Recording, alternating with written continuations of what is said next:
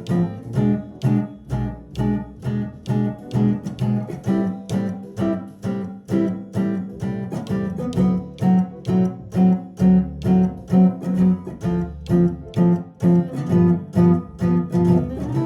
good, fellow jazz iconoclasts, and welcome to part 5 in my series of what you don't need to play jazz. Today's video is going to be specifically about jazz guitar, so if you're not a guitar player, you could probably pass on it. Or, if you're one of the other instruments and you're curious, or if you're a teacher or pedagogue, check this out. You might learn something, all right? I wanted to share a pamphlet that I got from the new school when I was accepted to their program there. I auditioned and I passed, and they sent me this, which was all of the things that you needed to place out of proficiency.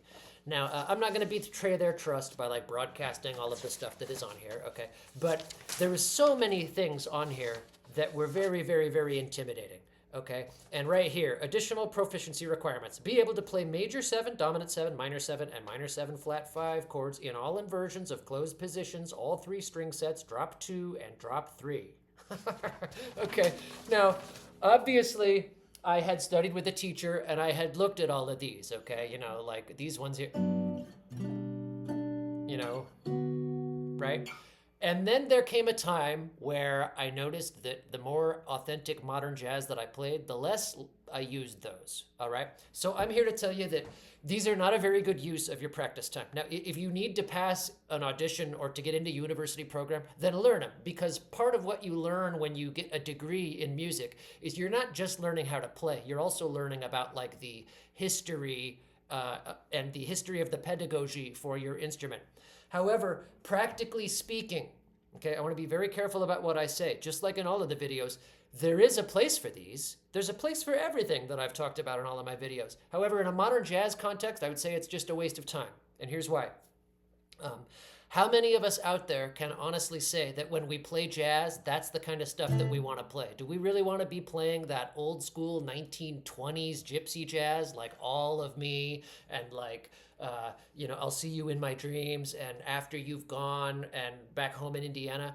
Okay, that is such an old sound. And let me tell you why this kind of style exists. First of all, this type of one chord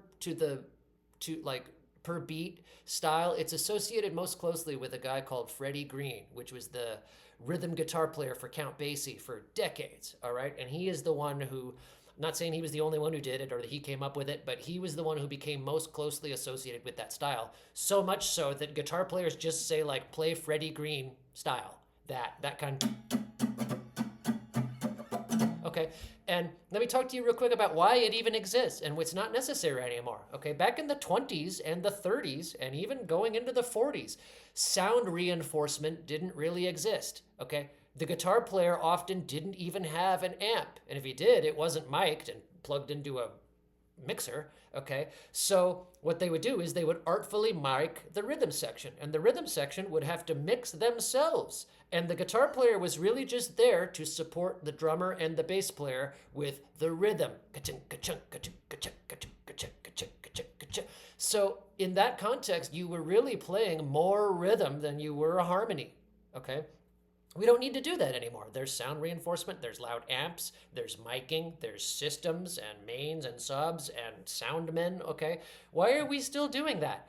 If you are playing in one of those silly old bands where you're dressing old-timey and you're playing hipster gypsy jazz, okay, then by all means, you definitely need this style and you should learn it, okay? The other place that I would say is if you're playing solo guitar, you definitely need all the chord voicings that you can get. Solo jazz guitar is literally the most difficult thing in the world, man. There was a time in my life where I tried to be a solo jazz guitarist and I thought that I was going to do weddings and stuff, but man, it is just so difficult. There's very few guys in the world who can do that, and when they do, they devote their whole life to it.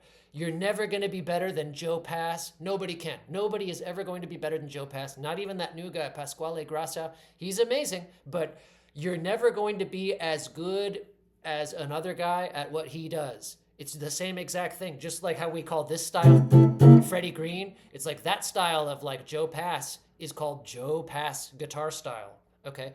In a modern context, when we're talking about the modern repertoire, post 1945 jazz, okay, we're talking bebop, hard bop, blues standards, rhythm changes, okay? You don't need it, okay? Look at some of the best modern guitar players around, the very, very artful, very well-known accompanists, like Pat Metheny, okay? There are a lot of multi-use voicings where you only play 2 or at most 3 notes. You never comp chords behind a soloist in a modern context by playing 4-note chords. That is a disaster, okay? You're going to clutter up all of what, you're going to take away all of the note options that the soloist is going to have. Moreover, let me tell you another thing. Let me tell you why these ones especially, unless you're doing solo jazz guitar. Okay, that's the caveat. But if you're not doing solo jazz guitar, these have no practical application at all. These ones on the top 4 strings, don't even bother. Okay, there was a time when I learned them, and I have a degree from a nice school, and I had to know all of that stuff.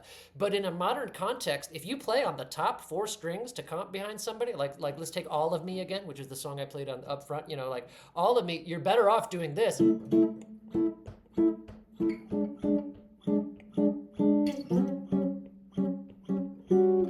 See, I played 1 3-note voicing. That's all you need. If you want to play All of Me and there's a soloist playing and you start playing like this,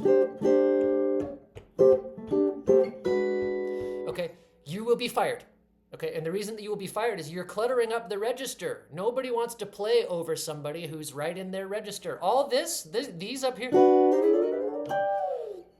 that's the heart of the guitar for soloing. But when you're playing behind a soloist or a vocalist, they don't want to hear you in their register, man. It's obnoxious. It clashes. So stick to the lower, I would recommend sticking to the ADG string group and play only 2-note voicings.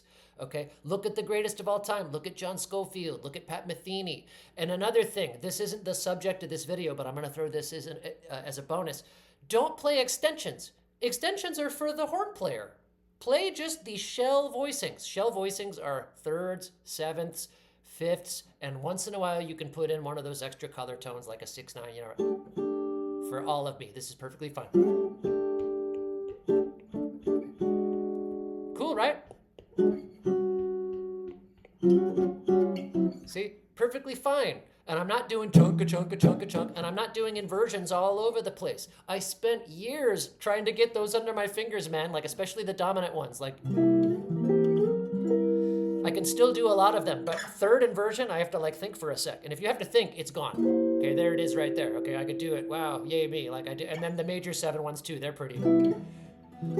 Of all of those drop 2, drop 3 chord inversion sets, I would say the most valuable ones are the drop 3, where you're playing on E, and then the DGB string group, and then I would say the middle 4 strings. The rest of them, unless you're playing solo guitar, just a complete waste of time. So that's all that I've got for today. Let me know what you think in the comments, and as always, hit me up for a lesson if you want. Peace.